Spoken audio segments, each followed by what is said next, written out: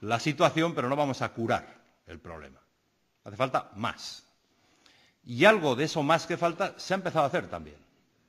Se ha empezado a tener una preocupación prioritaria en los ambientes políticos, en los gobiernos, en los parlamentos, en las instituciones, por la innovación, por la investigación y el desarrollo, por apostar por esas políticas.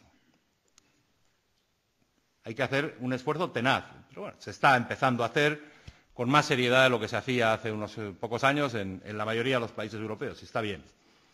Hay que dar muchísima más importancia a la educación, a la calidad de la educación.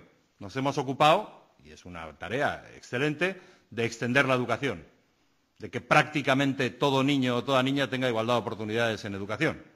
Pero la extensión no quiere decir que les demos una educación de calidad, ni en la escuela, ni en la enseñanza media, ni en la universidad. Hay que hacer un esfuerzo mayor.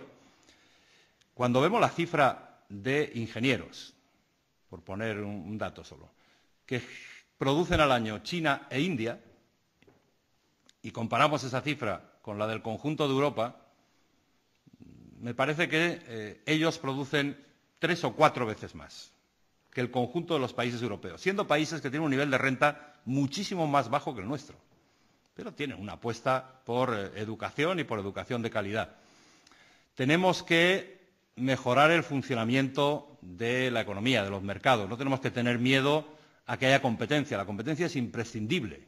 Si las empresas no compiten entre sí, si se apalancan en situaciones de beneficio, en oligopolios, o se amparan en el poder público para no tener que competir con los demás, vamos a tener menos calidad y más precio, menos productividad, vamos a ser menos capaces de competir, no vamos a obtener valor por nuestro dinero como contribuyentes.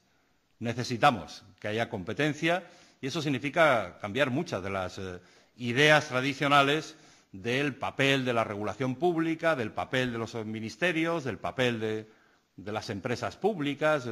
Hay ejemplos ya en muchos países y a lo largo de muchos años que demuestran que para ser eficaz y para que una economía sólida permita hacer políticas de cohesión social y permita hacer políticas de futuro, una economía sólida se tiene que basar en empresas eficientes y competentes. Y eso queda todavía de trecho en Europa. Y eso es lo que llamamos la estrategia de Lisboa.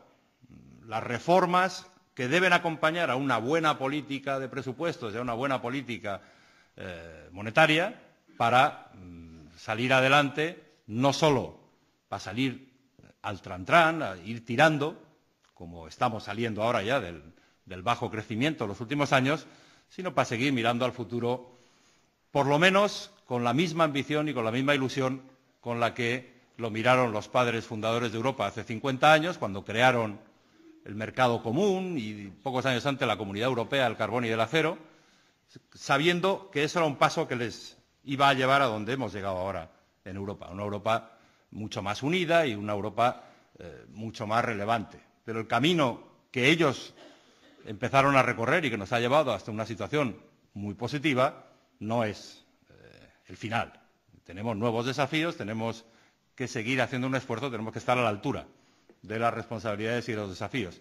Y ese es el momento en que nos encontramos en Europa, una buena situación económica en el corto plazo, una buena creación de empleo, buen crecimiento económico, un crecimiento de los precios del 2%, mucho más bajo del que hemos conocido en el pasado, mucha gente, como conocemos bien en España, pues con sus créditos y con sus inversiones en compra de vivienda o en otras cosas, cosa que hace 15 años pues había mucha menos gente que podía permitirse ese tipo de iniciativas, pero una Europa que tiene que seguir trabajando mucho, que tiene que seguir trabajando con intensidad, con ambición, con imaginación, con voluntad política para poder estar a la altura del futuro, no a la altura del pasado o ni siquiera del presente, sino a la altura de los desafíos del futuro. Última cosa que quiero decir, claro, todo esto requiere instituciones y hay el bloqueo del proceso de ratificación de la Constitución que se produjo en 2005 con el referéndum francés y holandés. Es un elemento extraordinariamente negativo que hay que superar y ojalá la presidencia alemana, con la canciller Merkel al frente, en este semestre sea capaz de encontrar la vía de solución, no la solución definitiva, que va a tardar algo más, pero la vía de solución de ese bloqueo. Es imprescindible que Europa mejore el funcionamiento y mejore la eficacia de sus instituciones, y para eso se necesita modificar el tratado y se necesita ser tan ambicioso, por lo menos, como lo fueron quienes redactaron el tratado constitucional, que no ratificaron, franceses y holandeses. Y se necesitan líderes políticos. Y Europa ha tenido en el origen de su proceso de integración hace 50 años líderes políticos de una extraordinaria magnitud, líderes con mayúscula. Europa ha tenido en los años 80, justo coincidiendo con nuestro ingreso hace 20 años, líderes extraordinariamente valientes y extraordinariamente acertados en la visión de futuro, canciller Kohl, Mitterrand, Delors, aparte de lo que aportamos nosotros con el presidente de gobierno de entonces, con Felipe González.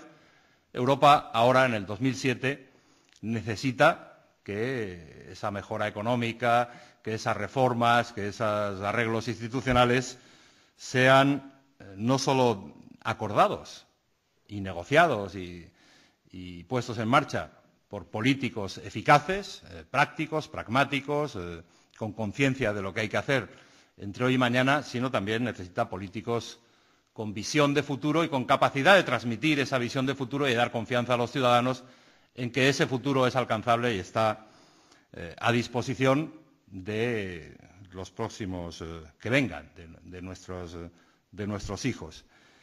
Y esa visión de futuro ya no se puede basar en las ideologías del siglo XX.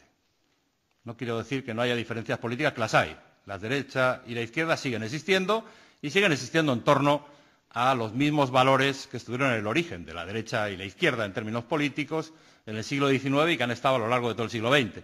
Esa polarización es buena, es normal en democracia y existe y va a seguir existiendo, con diferentes gramáticas, si se me permite utilizar una palabra que ha utilizado también Daniel Iriarte, pero eso va a seguir existiendo.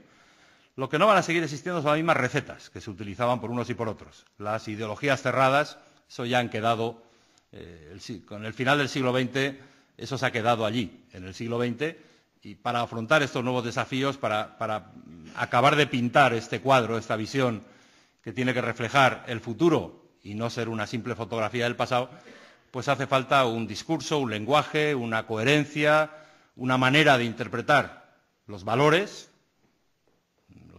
que distinguen a unos y a otros, que tengan que ver con la realidad actual y con los desafíos actuales. No podemos buscar en los códigos del pasado las normas del futuro. Hay que ser capaz de interpretar la misma partitura, pero con instrumentos modernos, no con instrumentos antiguos. Y eso es mi convicción, y desde ese punto de vista, sin capacidad de reaccionar a lo que ha dicho Daniel antes de mi intervención, debo decir que la música de su intervención me parece muy acertada. Me gusta esa música.